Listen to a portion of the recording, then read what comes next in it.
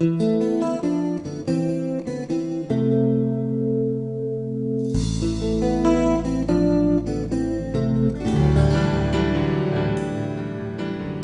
Van DeGraaff is recognized as an innovator when it comes to teaching college students about the human anatomy. It's a science that requires self-discipline, intelligence, and integrity. Skills and abilities Kent was forced to develop at an early age. I was born in Ogden, actually not far from campus, on about 33rd and Jackson. And we had a big house because we had a big family, a family of 11 children, and my mom and dad. I was second to the youngest in this family. My mother died, unfortunately, just right after my younger brother was born, and so I was 3 years old. My father was a milkman. He bought milk wholesale from Paramount Dairy and sold it retail. And early memories of growing up centered around my helping him on the milk route. I started doing that actually when I was in the 4th grade, getting up at 2:30 in the morning and delivering milk with my father and my older brother. And we did that until my father passed away when I was 14. The tragedy of losing both parents required him to move in with an older brother who had recently married and built a house in Hooper. He adapted well to country living and excelled in sports and other physical activities throughout high school. He received a scholarship to Weber College in 1960, and while majoring in zoology, he was active in student council and worked as associate editor of the Signpost. He met his sweetheart, Karen Waldron, in a chemistry class, and the two fell madly in love and married not long thereafter. Upon graduating in 1965, his plans were to become a veterinarian. I applied only to one school because I thought I was so good, and that was the only school I wanted to go to. And I was not accepted at Colorado State. So I went to my advisor and I asked him what I should do. And he said, well, why don't you get a master's degree and then reapply to vet school? And he says it'd be prudent to apply to more than one. As a graduate student, he taught his first class, and it was then that he decided to pursue a career in academics.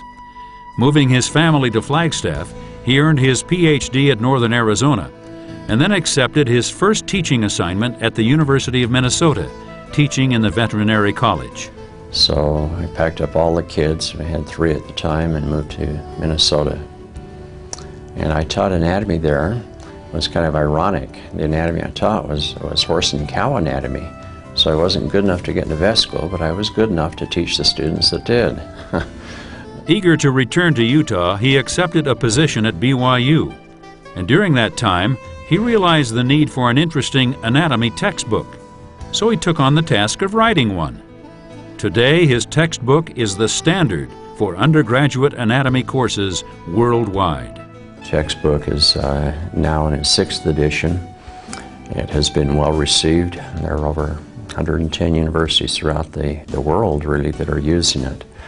It is sold in Canada and Australia and South Africa and Great Britain and New Zealand, all over, as well as in many schools in the United States. And accompanying that are a lot of different software products and lab manuals and atlases that I have prepared as well.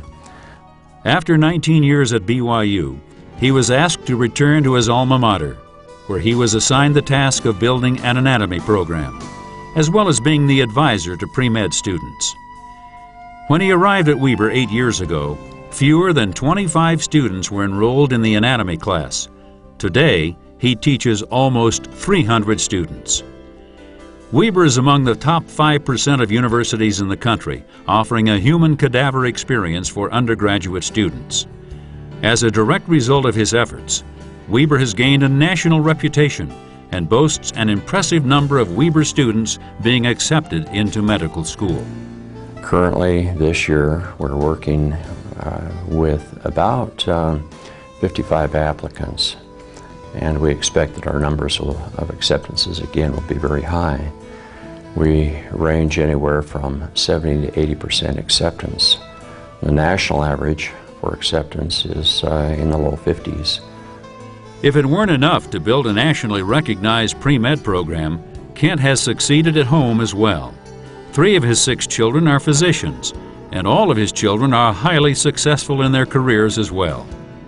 Kent's wife passed away in 1999, but he maintains an active lifestyle and enjoys his mountain home in Liberty.